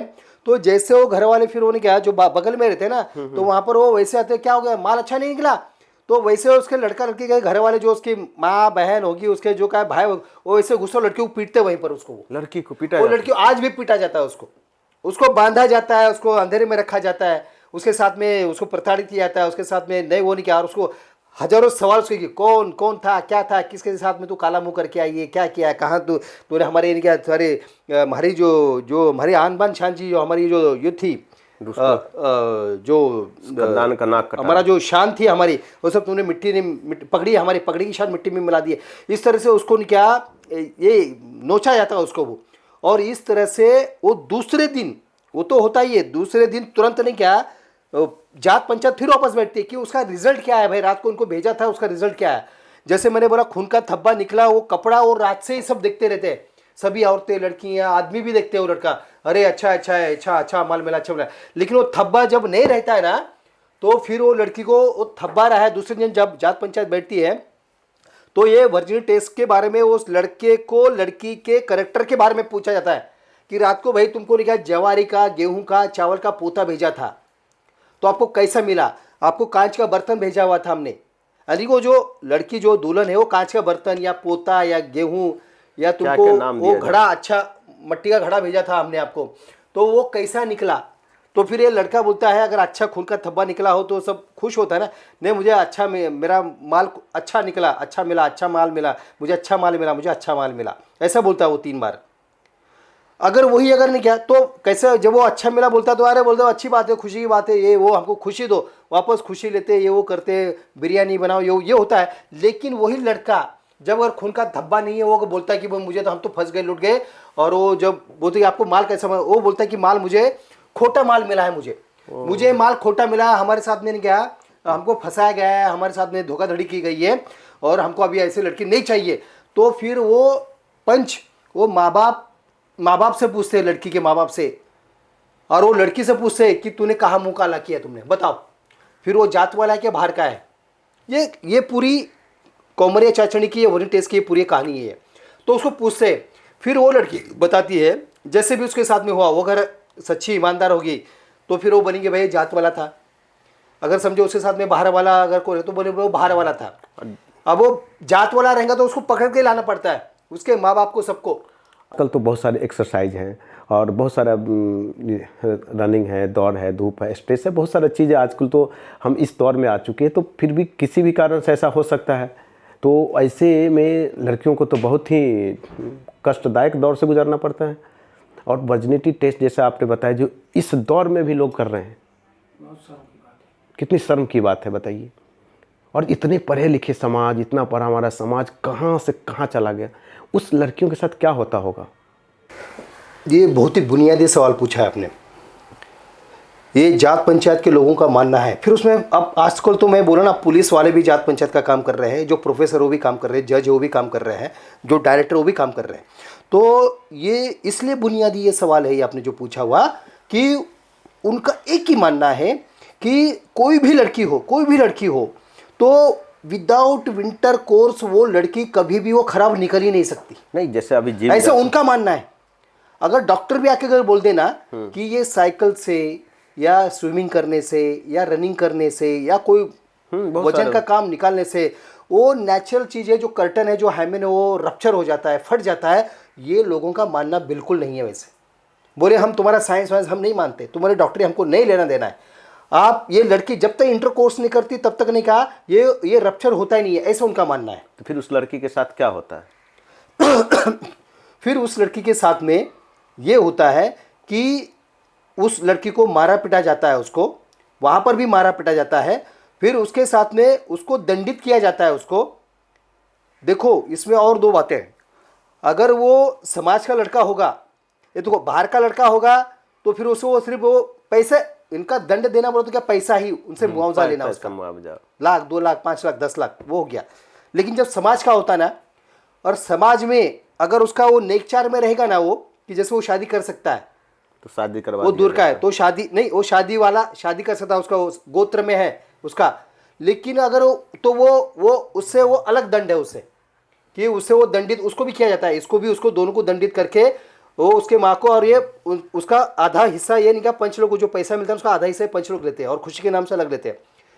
उसमें अगर समझो अगर जाति से नहीं क्या, अगर उसमें रिश्ते में अगर उसका भाई निकला, वो लड़की का, अगर उस लड़की ने बोला कि जात वाला था और वो अमके का लड़का था, वो बेटा था, वो अगर वो समाज में गोत्र में अगर वो भाई निकला, अगर उसे रिश्ते में अगर वो भाई निकलता है, तो उस लड़की को वापस वो शुद्धिकरण करना पड़ता है उसको। अरे बाबा, महिला का शुद्धिकरण करना पड़ता है। तो महिला का शुद्धिकरण ये है कि उस लड़की को, उसको पूरा निकट करके, जो जिसमें से ट्रांसफरेबल, जो व्हाइट कपड़ा था ट्रांसफर की पूरा दिख रहा है उसमें से, ऐसा वो 16 जिसको बोलते ना, वो उसको पहना जाता है फिर ऊपर नाम के लिए, और उसको 100-150 ऐसे नहीं क्या कदम से चलाए जाते हैं। और जो जब चलती है पूरा मजमा रहता है वहाँ पर, छोटे बच्चे से लेकर बुजुर्ग तक पूरा सारा, और ये बीच चौराहे में और पब्लिक प्लेस में होता है सब ये। तो उस लड़की को ट्रांसफरेबल ऐसा कपड़ा पहना के, जो हर पुर्जा उसका दिखाई दे रहा है, उसको 100-150 कदम चलाते हैं। वो चलाते समय उसको जो आटा जो होता है ना, उसमें पत्थर डाल के उसको उससे फेंक के मारते हैं। साथ में जो एक लकड़ी होती है कुछ, उस लकड़ी से सारे उसको पीटते हैं। और जाकर आने फिर वहाँ पर उसने वो नहीं क्या, वो क्या है वो, फिर उसको दूध से पानी से उसको नहलाते हैं, और फिर आके कुछ यंत्र तंत्र मंत्र बोलते हैं, और बोले आज से तू शुद्ध हो गई है तू। अरे तो ये आज भी बीच बाजार में चौराहे पर, ये आज भी ये नहीं क्या, उसको शुद्धिकरण, जो महिला को शुद्धिकरण क्या बोलते हैं ना, ये होता है आज भी होता है। और उसके साथ साथ उससे आज भी उससे नहीं क्या पैसा उससे निकाला जाता है दंडित के तौर पर। तो इसके कॉन्सिक्वेंसेस इस तरफ से कोमरे चाचणी के बहुत सारे इसके इम्पैक्ट है। जैसे आए दिन में जहाँ तक अब ये ऑफिशियली वैसे देखा 17 से लेकर 2024 तक वैसे मेरा काफ़ी प्रयास रहा है, लेकिन जितना भी मैंने प्रयास किया है रात और दिन, जैसे कि रात रात के एक मेरा फ़ोन 24 घंटे चालू रहता है मेरा, तो रात के 1 बजे 2 बजे 3 बजे 4 बजे 5 बजे भी फ़ोन आता है। कोई एक मजलूम जो एक लड़की होती है, औरत होती है, जब ने क्या, जब उसके पैर से लेकर यहाँ तक गले से लेकर नाक तक जब वो आ जाता है ना, तो तब मुझे याद करती है और कहती है मेरा फ़ोन नंबर ढूंढती है। वो महाराष्ट्र के किसी भी कोने में हो, आजकल तो कर्नाटक से भी मुझे फ़ोन आते हैं, स्टेट से, गुजरात में से भी कहीं से और कुछ फ़ोन आते हैं मुझे, आंध्रा से आते हैं। तो वो औरत ने क्या, जब परेशान हो जाती है ना कि उसको इतना जात पंचायत के लोग उसको इतना झंझोड़ देते हैं, उसको नोच नोच के खाने लगता है और बोलती है अपने वो आत्महत्या करने के ही कगार पे रहती है और बोलती है बस एक आखिरी चांस में कृष्णा इंद्रेकर को फ़ोन करके मैं लेना चाहती हूँ मैं। तो मेरा फ़ोन लेने के लिए 2-2 3-3 महीने उनको फ़ोन नंबर नहीं मिलता है, लोग देने नहीं चाहते, क्यों चाहिए क्यों चाहिए क्यों चाहिए। तो जब वो उसको बड़ी मुशक्कत, पता नहीं उसका और क्या क्या पापड़ बेलना हो गया, जब उसको मेरा नंबर मिलता है, जब वो मुझे रात के 1 2 3 4 बजे फ़ोन करके मुझे कहती है, वो चाचा मामा दादा नाना कुछ भी कहती रहेगी मुझे कि मुझे कुछ भी करो, मुझे आपकी मदद चाहिए, मुझे आपकी मदद चाहिए और मेरे साथ में ऐसे इस तरह से अत्याचार हो रहा है। तो बस उसी क्षण में 5-10 मिनट में उसको जो भी मैं उसको कहता हूँ मैं, और मतलब बस तुम ये बात जाके तुम्हारा जो भी तुम्हारी सास होगी, तुम्हारा मर्द होगा, तुम्हारा देवर होगा, तुम्हारा भाई होगा, बाप होगा, माँ होगा, कोई पंच होगा, किसी भी जिले का कोई भी पंच सूरमा होगा, उससे जाके कह दो कि आज से तुम्हारा कृष्ण इंद्रेकर तुम्हारा ये वकील है, मेरा वकील कृष्ण इंद्रेकर है, बस ये तुम बोल दो। तो वो औरतों में इतना कई हाथियों का बल उनमें आ जाता है। और देखा है मैंने, लोगों को मैंने कहा भी और मैंने देखा भी है, बाद में उनके कभी मुझे फ़ोन आए ही नहीं है उनके। तो इस तरह से 2017 से लेकर 2024 तक मैंने ये देखा है कि मैंने खुद शादियां भी मैंने करवाई, विदाउट वर्जिनिटी टेस्ट मैंने शादी करवाई है, बीच चौराहे में रुक के वहाँ पर, और जहाँ पर ऐसे 10-12 शादी मैंने करवाई है। और दूसरी बात है कि जब ऐसे जो जात पंचायत जो होती है अलग अलग केसों में, नहीं क्या लोगों को नहीं क्या ये प्रताड़ित करके नहीं क्या उनको नहीं क्या उनसे नहीं क्या हटियाने के लिए, उनसे पैसा ऐंठने के लिए, तो वो मैंने पंचायतें भी मैंने वहाँ से खदेड़ी है, उसमें पुलिस का सहारा लिया है। लेकिन मैं एक नतीजे पर मैं आया हूँ मैं एक नतीजे पर आया हूँ मैं कि यहाँ पर मुझे जो शुरू में जो 40-50 बच्चे जो यंगस्टर जो मिले थे वो चले गए, वो क्योंकि वो समाज ने उनको मजबूर कर दिया, तो ये वो मजबूर हो गए, चले गए, उन्होंने मेरा साथ छोड़ दिया, या तो वो अपनी तरीके से काम करना चाहते, पता नहीं कौन सा तरीका है, क्योंकि आज 18 से लेकर 2024 हो गया, लेकिन मुझे तो अब तक तो उनका कोई काम नज़र नहीं आया, जबकि मेरा काम आज भी चल रहा है। तो मैंने देखा कि समाज के लोग आना नहीं चाहते, अब आपस में बहुत बात करते हैं, जब मैं अकेले में किसको मिलता तो बहुत बोलते बहुत अच्छा काम कर रहे हो तुम, बहुत अच्छा, औरतें भी करती है, खुद पंच लोग भी मुझसे बात करके तो आप बहुत अच्छा काम कर रहे हैं, लेकिन सामने आना नहीं चाहते, वो डरते हैं कि कहाँ नहीं क्या हम इसके फंदे में जाके हमको कल वो हमको जात बाहर हमारा हुक्का पानी बंद कर देगा, इसलिए वो डरते हैं जो ये पैसा ऐंठने के लिए। तो वो मैंने पंचायतें भी मैंने वहाँ से खदेड़ी है, उसमें पुलिस का सहारा लिया है। लेकिन मैं एक नतीजे पर मैं आया हूँ मैं एक नतीजे पर आया हूँ मैं कि यहाँ पर मुझे जो शुरू में जो 40-50 बच्चे जो यंगस्टर जो मिले थे वो चले गए, वो क्योंकि वो समाज ने उनको मजबूर कर दिया, तो ये वो मजबूर हो गए, चले गए, उन्होंने मेरा साथ छोड़ दिया, या तो वो अपनी तरीके से काम करना चाहते, पता नहीं कौन सा तरीका है, क्योंकि आज 18 से लेकर 2024 हो गया, लेकिन मुझे तो अब तक तो उनका कोई काम नज़र नहीं आया, जबकि मेरा काम आज भी चल रहा है। तो मैंने देखा कि समाज के लोग आना नहीं चाहते, अब आपस में बहुत बात करते हैं, जब मैं अकेले में किसको मिलता तो बहुत बोलते बहुत अच्छा काम कर रहे हो तुम, बहुत अच्छा, औरतें भी करती है, खुद पंच लोग भी मुझसे बात करके तो आप बहुत अच्छा काम कर रहे हैं, लेकिन सामने आना नहीं चाहते, वो डरते हैं कि कहाँ नहीं क्या हम इसके फंदे में जाके हमको कल वो हमको जात बाहर हमारा हुक्का पानी बंद कर देगा, इसलिए वो डरते हैं। जो यंगस्टर है पढ़ लिखे वो भी डर रहे हैं। दूसरी बात ये है कि मुझे बहुत से लोगों ने, जैसे पुलिस प्रशासन है गवर्नमेंट में, मुझे बहुत अच्छे अफसर भी मिले मेरे डिपार्टमेंट में, या तो और भी बहुत सारे डिपार्टमेंट है, या तो बहुत सारे अच्छे कार्यकर्ता भी मिले, कि उनका कहना है कि नहीं क्या कि आप ऐसे लोग तैयार करो और अपने ग्रुप एनजीओ, जैसे आपने बताया कि एक एनजीओ बनाओ और आपके ग्रुप के द्वारा प्रचार प्रसार करो उसको वो। हाँ, लेकिन वो मैंने प्रचार प्रसार या तो खुद प्रशासन भी चाहती है, या जुडिशरी की, मैं खुद जुडिशरी में मैंने जॉब किया मैंने, तो वहाँ पर जुडिशरी की आपको अपना एक ग्रुप बनाना पड़ेगा, आपके विचारों के लोग बनाने पड़ेंगे, तब जाके कहीं जाकर इसके ऊपर क्या एक बुनियादी काम शुरू हो जाएगा, इसमें जो शुरुआत होगी उसकी। लेकिन मैंने भी वो प्रयास किया मैंने, लेकिन लोग नहीं जुड़ना चाहते, नहीं आना चाहते। पता नहीं उनमें क्या खौफ है, कितना खौफ है, लेकिन वो जुड़ना नहीं चाहते। दूसरी बात ये है कि लोगों को अगर, जैसे आपका ये सवाल था कि आपने, हाँ, मैं बदलना क्या हाँ, बदलना चाहेंगे? तो मेरा अगर बच चले तो मैं ये जितने भी गवर्नमेंट के कायदे कानून जो है उनको पर्सनली मैं उनको, जैसे मेरे पास में और बहुत सारे काम हो गए, लेकिन इसके लिए मैं खास स्पेशल अटेंशन देकर मैं एक फोर्स बनाकर इम्प्लीमेंट, देखो भाई इसको मैंने ऑब्जर्व भी किया है। जैसे लोगों में आज भी इतना खौफ है कि वहाँ पर वो पंचायत चल रही है, भले कोई भी विषय के कारण से वहाँ पर पंचायत चलने दो, उन लोगों में इतना खौफ है। मैं अपनी बढ़ाई नहीं मार रहा हूँ, नहीं, बिल्कुल मैं अपने आप का मैं अपने आप का खुद का मैं ये नहीं कर रहा हूँ मैं, वही हम तो फैक्ट लेकिन सुनना चाहते उनमें एक इतना खौफ है कि जस्ट कोई बोल दे ना, छोटा बच्चा भी या कोई, अरे कृष्ण इंद्रेकर, तो लोग ना वहां से भाग उठते हैं। अच्छा जी। आज ऐसा है कि लोगों ने क्या, जहां अपने खुले चौराहे में बस्ती में लोगों ने क्या पंचायत करते थे, तो लोग आज 50-50 मील दूर तक या 100-100 200-200 मील दूर तक जाके नहीं पंचायत कर रहे हैं उस खौफ के कारण।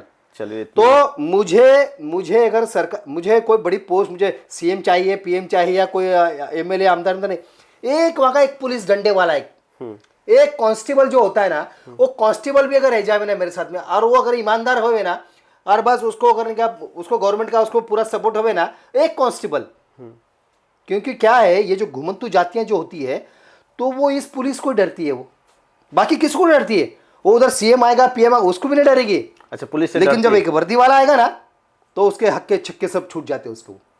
तो मैं इनके पीछे मुझे उनको नहीं क्या, मैं सबसे पहले ये और क्लियर करना चाहता हूं, मुझे मेरे अपने लोग हैं, मेरा अपना ही खून है वो। ये जात पंचायत भले वो महाराष्ट्र में या पूरे भारत भर के सूबे में होने दो, वो मेरे अपने लोग हैं, मेरे खून है वो। मैं उनको प्रताड़ित नहीं करता, मैं यहाँ तो बाहर नहीं डाल देता हूँ। मैं कहता हूँ कि जो चीजें लॉजिकली आप उसको सोचो, उसको वैसे लेके मत चलो, उसके पीछे क्या लॉजिक क्या है। ताली को एक हाथ से नहीं बजती है, तो उसमें लॉजिक को, कॉन्शियसनेस को सामने रखकर, रैशनैलिटी को, मोरालिटी को सामने रखकर आप निर्णय लो। आज लोग इतने सारे तरक्की पे चले गए, तो हम मोबाइल यूज करते हैं, तो आने वाला मार्केट में अभी iPhone 15 आया, 16 आया, हम 17 की 18 की हम राह देख रहे हैं, उसमें आने वाले फीचर्स की हमने क्या, अभी तो AI का ज़माना है। अभी जैसे कल भी नहीं क्या, हमारे यहाँ मुंबई में युवाल नोआ हरारे आकर गए, जो इजराइल के बड़े फिलोसोफर हैं। तो उन्होंने बात रखी है कि AI का ज़माना है, इतना फास्ट है कि कल ये डेमोक्रेसी भी नहीं रहेगी, जो आज हम सिस्टम जो चला रहे हैं डेमोक्रेसी नहीं रहेगी। उसने आगे चलकर ये भी जाके बताया कि सिंथेटिक आर्टिफिशियल आने वाला है, सिंथेटिक इंटेलिजेंस आने वाला है, कि वो जो जिसमें ने क्या कि शायद उसमें अभी आत्मा भी आ जाए, उस मशीनरी में आत्मा भी आ जाए। तो इतना सारा डेवलप जब होने चले जा रहा है, तो हम वो कौन सी 14वीं 15वीं सदी में हम आज तक जी रहे हैं। हम कहते हैं हमारे 400 साल से 500 साल से हमने क्या है, हमारी ये प्रथाएं हम लेके चलेंगे, और अगले 400-500 साल तक क्या हमको कोई रोक नहीं सकता। हम ये जैसे सीता मैया ने क्या अग्नि पर चलकर आने क्या उसकी परीक्षा दी, हम भी ऐसे कॉमरेज चढ़ के हम ये परीक्षा देंगे क्या, हम भी हमारा ऐसे बसर करते चलेंगे। ये औरतें अगर इस तरह से बोलती है, जिन औरतों के लिए हम काम करना चाहते हैं, तो वो औरतें ही है, उनके स्टेटमेंट ऐसे हैं, और उसको ऊपर से उनको जो ये पुरुष प्रधानता जो है, जो पेट्रियाटिक जो चल रहा है, तो उसका उनको और सपोर्ट है। तो बस इसमें से लोग निकलना, जब ये बच्चों को पढ़ा रहे, क्या पढ़ा रहे तुम जो पढ़ा रहे हो, पढ़ाई अगर तुम तुम्हारे जिंदगी में इंप्लीमेंट नहीं करोगे, तो उसका कोई मतलब नहीं है। पैसा आने से, हुद्दा आने से, होदा आने से कोई मायने नहीं रखता है।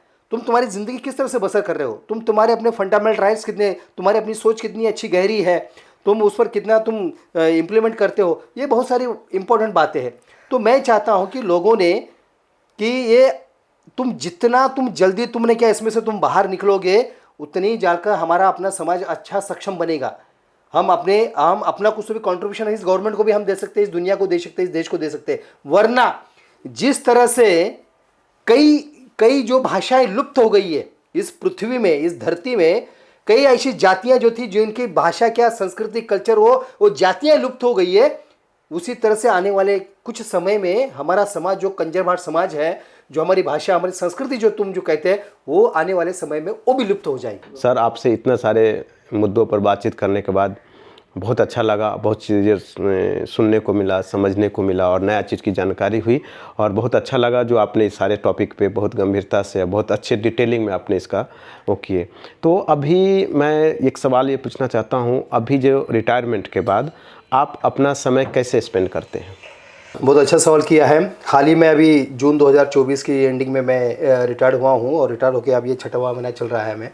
और इसमें मुझे वो सरकारी रूम वगैरह भी मुझे वैकेट करना था वगैरह, नई जगह मुझे शिफ्ट होना था टेम्प्रेरी में, वहीं बगल में मैं शिफ्ट हुआ हूँ मैं। और थोड़ा गांव भी जाना था। हाल ही में अभी माँ को मिलकर आया हूँ, मैं पुणे गया। थोड़ा मैं ससुराल भी जाना चाहता हूँ, मेरी मिसेज़ की मम्मी डैडी उनकी भी तबीयत ठीक नहीं थी, उनको भी मिलकर आना चाहता हूँ मैं। और मैंने जो ये जो प्रण लिया है, जो समाज के लिए जो सोच रखी है कि समाज में बदलाव लाना है, या मैं चेंज करना चाहता हूँ या होना चाहिए, मैं नहीं करना चाहता हूँ लेकिन लोगों ने खुद अपने आप बदलना चाहिए वगैरह, इसके लिए जितना भी प्रयास लगेगा, मैं रिटायर में जब मैं सर्विस में नहीं था तब भी मैं ये सोशल वर्क में काम अपने तरीके से मैं उस समय में, उस ज़माने में मैं करता था। सर्विस के 30 साल में भी मैंने किया है, मैंने ये काम किया है मैंने। और आफ्टर सर्विस के बाद में भी मेरा ये जो प्रयास है मेरा, ये हमेशा चलता रहेगा मेरा ये। और ना कि मेरा एक समाज है, बाकी और भी सारा समाज है, बाकी और भी लोग हैं, उनके लिए तो मैं काम कर भी रहा हूँ, मैं उनके लिए भी कर रहा हूँ मैं। लेकिन मेरा ज़्यादा प्रयास मेरे अपने समाज पे ज़्यादा फोकस रहेगा। और आज ही के दिन, आज ये अच्छा दिन है, आज अब मेरा इंटरव्यू ले रहे हैं, आप मुझसे मुलाकात मेरी ले रहे हैं। तो आज ही मुझे जो अंधश्रद्धा निर्मूलन समिति के जो बड़े जो अध्यक्ष जो है आज के, अविनाश पाटिल साहब वगैरह, उनका मुझे आज सवेरे फ़ोन आया। क्या बात कि भाई आज 5 महीना हो गया, रिटायर हो गए, क्या सोचा है, क्या कर रहे हैं। क्योंकि उनकी एक बड़ी तमन्ना है, ख्वाहिश है कि मैं उनके साथ में जुड़ जाऊं और बड़े पैमाने पे काम करूं। क्योंकि उन्होंने मुझे बहुत करीब से, मुझे नज़दीकी से, और मेरा जो पैशन जो मेरा जो ये काम का जो एक अलग कुछ मेरा अपना स्टाइल होगा, वो उन्होंने देखा है। तो पता नहीं क्या है नहीं क्या, मैं तो अपने आप को कुछ ऐसे कुछ मानता नहीं, मैं तो रत्ती भर में अपने को मानता हूँ। लेकिन उनको कुछ लगा कि नहीं, आओ तुम हमारे साथ में जुड़ो, आपकी और ताकत मिलेगी तो और भी संगठन और भी जोर से, और भले अपना ही समझना, और भी समाज को उसका फ़ायदा होगा। सर, इस क्षेत्र में आने वाले नवयुवकों को क्या मैसेज देना चाहते हैं? मेरा अपना खुद का जीवन तो काफ़ी संघर्ष में रहा है वैसे। और कोई भी चीज़ कोई साधारण तरीके से हासिल नहीं होती है, हर इसके लिए बड़ी कड़ी मेहनत करनी पड़ती है, बड़ी मुशक्क़त करनी पड़ती है। तो मैं अपने आने वाले युवकों को मैं कहना चाहता हूँ कि आप उसी पेशेंस के साथ में, उसी डेडिकेशन के साथ में, उसी जज्बे के साथ में आप लोग अच्छी बड़ी मेहनत करो, कड़ी से कड़ी मिलकर पढ़ाई करो। और कभी भी किसी को डरो मत। डर के आगे कहते हैं ना कि जीत है, डर के आगे जीत है, आप डरो ही मत। डरने, हमको किससे डरना है, कौन हमें मारना, कौन हमारा कोई दुश्मनी है नहीं है, इसलिए हमको किससे डरना नहीं है। इसलिए आप एक तो कड़ी से कड़ी मेहनत करके अपने पैरों के ऊपर आप पहले खड़े रहो, और खड़े रहने के बाद में आप जो समाज में जो गलत कुर्तियाँ जो हो रही है, गलत चीज़ें जो हो रही है, तो उसका सामना करने का आपने क्या, अपने इसमें अपना कलेजा रखो, अपनी हौसला रखो, अपनी, उससे डरो मत, उससे पीछे मत हटिए। सर, आप अपने परिवार और फैमिली के बारे में कुछ बताना चाहेंगे? मेरी जो बीवी जो है अरुणा, तो क्या होता है कि मैं बचपन से फिर जवान और फिर पढ़ाई करते करते मैं यहाँ तक कि आदमी नौकरी, अपने करियर बनाता है, नौकरी जो 2 वक्त की रोटी जो कमाने के लायक हो जावे, तो तब तक तो ठीक था। तो उसके बाद में आगे का जो मेरा जो घर गृहस्थी वाला जो जीवन होने वाला, जो शुरू होने वाला था, या जो मैं करना चाहता था, तो मुझे ज़्यादा डिफ़िकल्ट लगता था। ओके। क्योंकि समाज में मैं जब देखता था कि औरतें, लड़कियां, और उसी के वजह से 99% तो वही इशू रहते थे समाज में। तो मैं समझता था कि कल मेरी बीवी कैसी होगी, सबसे पहले होगी नहीं होगी, मिलेगी नहीं मिलेगी, और फिर वो रहेगी तो कैसे रहेगी, क्या रहेगी। और ये हाँ, इसी सर्विस में चैलेंजेबल इसलिए क्योंकि सबसे, मेरी शादी होने से पहले मेरी सर्विस मुझे लग गई थी मुझे। और सर्विस लगने से पहले मैं लगातार 8 साल में, मेरे बीवी जो मेरी होने वाली थी, हुई क्या नहीं हुई मुझे, मैं अब तक कंफर्म नहीं था, श्योर नहीं था, लेकिन 8 साल तक हमारा वो डायलॉगिंग सिर्फ चल रहा था। जबकि वो कोल्हापुर से, मैं जहाँ रहता था पूना में, वहाँ से 250-300 किलोमीटर वो दूर रहा करती थी। और मेरी मेरा शादी होने तक 10 साल हो गए थे, तो हम हमारे में सिर्फ काउंसलिंग हो रहा था। साल में 1 या 2 बार हम सिर्फ मिलते थे, और उसमें भी हमारा सब काउंसलिंग होता था हमारा एक दूसरे को। तो उसमें मैं अपनी परेशानियाँ बताता था मैं, कि एक तो सबसे पहले मेरा सर्विस, मेरा जॉब, फिर मेरे आगे की घर गृहस्थी, तो मुझे उस तरह से मुझे औरत चाहिए, बीवी चाहिए मुझे। तो इस तरह से वो जो सांचे में वो ढलती गई मेरी बीवी मुझसे, और वो शादी तक ने क्या, मैं सोचता था कि चलो ठीक है, अब तक ठीक है, अब तक ठीक है, अब तक ठीक है। लेकिन शादी के दिन भी एक वो मेरा बड़ा ये था, मेरा जो सबसे खतरनाक मोड़ था वो, कि शादी का दिन, जबकि वो सोचता थे कि मैं बड़ी धूमधाम से शादी बनाऊंगा, पूरी रस्म रवाज के साथ में शादी बनाऊंगा। लेकिन वो मैं किया नहीं, मैं कोर्ट मैरिज चला गया, क्योंकि मुझे तो ये वर्जिन टेस्ट मुझे करना ही नहीं था। तो वहाँ पर सबसे पहला उसको शौक तो वहीं पर लग गया था। लेकिन वहाँ पर भी वो अपने दिया हुआ, उसने जो कोई मेरे साथ में जो कम्युनिकेशन जो 10 साल का था, और उसमें जो हमारे जो कस्में वादे रस्में जो कुछ हमारे हमारा जो बॉन्डिंग हुआ था, तो उसके ऊपर उसने वो शादी के लिए तैयार हुई। लेकिन उससे भी सबसे ज़्यादा खतरनाक 4-5 दिन के बाद में, शादी के 1 जनवरी 1996 में हमारी शादी हुई, कोर्ट मैरिज हमने किया। लेकिन उसके बाद में 4-5 दिन के बाद में का जो दौर था, वो सबसे ज़्यादा पेचीदा और सबसे चैलेंजेबल था मेरे लिए। तो मुझे सामना करना था पंचों से, जात पंचायत के लोगों से, पूरे गुजरात, कर्नाटक, आंध्र और महाराष्ट्र के जो जात पंचायत पूरे 3-4 हज़ार तादाद में लोग आए हुए थे, इतना बड़ा। और उसमें लोगों को लगता था कि मैंने इसके ऊपर प्रेशर लाके दहला फुसला कर मैंने इससे शादी की है, डरा धमका किया है। तो मैंने वहाँ पर उनके सारों के सामने बताया मैंने कि अगर यहाँ पर अगर ये मेरी औरत है, मैंने अभी इसे कोर्ट मैरिज करके मैं अभी भी आया हूँ, मैं 4-5 दिन हो गया, अगर ये आज तुम्हारे सामने अगर बोल दे कि इसने मेरे साथ में प्रेशर के साथ में से मुझे शादी करके डरा फुसला कर लाया है, मुझे झूठा खाप बताकर इसने मेरे साथ में किया है और धोखाधड़ी की है, तो मैं अभी कभी यहाँ पर आपके सामने मैं उसको छोड़ के चला जाऊँगा। वो क्या है, बाकी में कानूनी कार्रवाई बाद में मैं आपको पूरा कर दूंगा। लेकिन उस समय मेरा 1-1.5 घंटा बात करने के बाद में उसने सारे पंचायत के सामने जो बात रखी, वो भी बहुत ही अहम बात थी। जो मैंने कही थी उसने भी वही बात रखी, वो बहुत ही अहम बात थी। लेकिन उसके बाद में उसने आखिरी जो लफ्ज़ बोला कि इसमें मुझ पर कोई भी किसी प्रकार का दबाव नहीं, कोई षड्यंत्र नहीं, कुछ नहीं।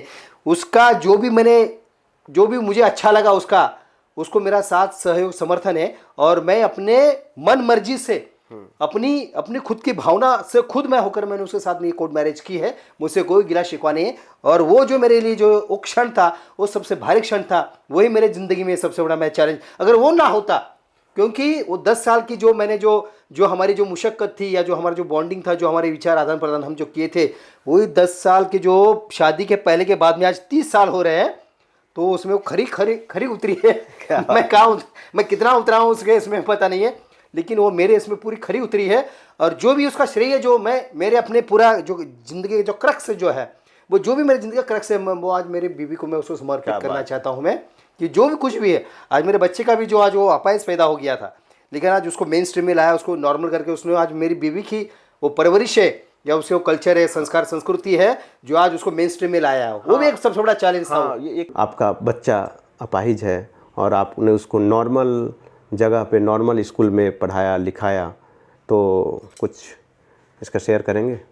मेरा बच्चा जो जब 1-1.5 साल का था, तो उसको सुनाई नहीं देता था, बाहर से पीछे से जब हम उसको आवाज़ देते थे, तो मिसेस ने बताया कि भाई ये पीछे से सुनता नहीं है। तो हमने डॉक्टर को बताया, डॉक्टर ने फिर जो पेडियाट्री स्पीच थेरेपिस्ट के पास में चले गए हम, वो ऑर्थोपेडिक के पास में, तो फिर उन्होंने वो उससे पूरी जांच की वगैरह, पता चला कि इसके दोनों में हेयरिंग लॉस है, इसके कान से वो सुनाई नहीं था लड़का। और हमारा वो एक ही इशू था शुरू में वो, और फिर बाद में हमने ये तय कर लिया कि हम उसको अकेले को रखेंगे, उसी को पढ़ा लिखा के उसी को मेन स्ट्रीम में लाने का कोशिश करेंगे। पता नहीं आगे कितना ये सक्सेस होगा नहीं होगा, लेकिन उस दिन से लेकर तो आज तक जितने भी मेरे बच्चे की परवरिश है, उसकी खुद की उसकी अपनी माँ ने, यानी मेरी मिसेस ने, मेरी बीवी ने की है। और वो आज उसका जैसे हमने वो कॉकलियर इम्प्लांट हिंदुजा अस्पताल में किया मुंबई में, डॉक्टर मिलिंद करजने के द्वारा, तो उसमें वो 4 साल से लेके तो आज तक वो 26 साल का हो गया है वो लड़का।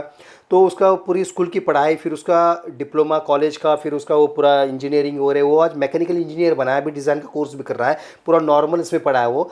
तो उसका जितना भी, और वो इतना इतना अच्छा लड़का है कि मैं मुझसे भी ज़्यादा वो अच्छा नहीं किया, वो बहुत ही अच्छा है, क्योंकि उस पर अच्छा उस पर संस्कार भी हुए हैं, और काफ़ी शाय है, काफ़ी वो ओबीडियंट है वगैरह वो।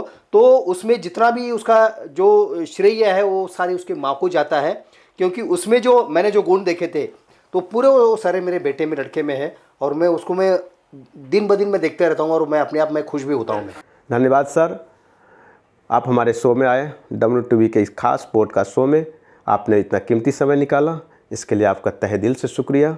और हम दुआ करते हैं आप ऐसे ही समाज सेवा से जुड़े रहें, आगे बढ़ें, हम आपके साथ हैं। बहुत बहुत धन्यवाद सर, आपका DK dream entertainment production house और साथ साथ में WTV, इनके तरफ से आपने जो मेरी जो हौसला अफजाई की है, हमको जो मान सम्मान दिया है, और हमारी जो बात रखी आपने सुन ली है, उसके लिए मैं भी आपके सभी प्रोडक्शन और TV को मैं प्रणाम भी करता हूँ, और उसका आभार भी मानता हूँ मैं। Thank you.